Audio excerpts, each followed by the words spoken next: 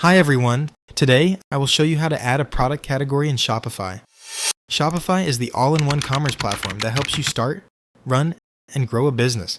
You can grab the link to this tool in the description below if you want to follow along. So with that, let's get started. On your Shopify dashboard, look at the left sidebar menu and click on Products. Click on the specific product you want to edit. Scroll down past the title and media sections until you find the category box. Click inside the category field.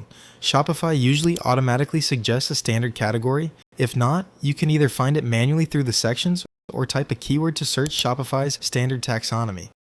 Select the most accurate category from the drop-down menu.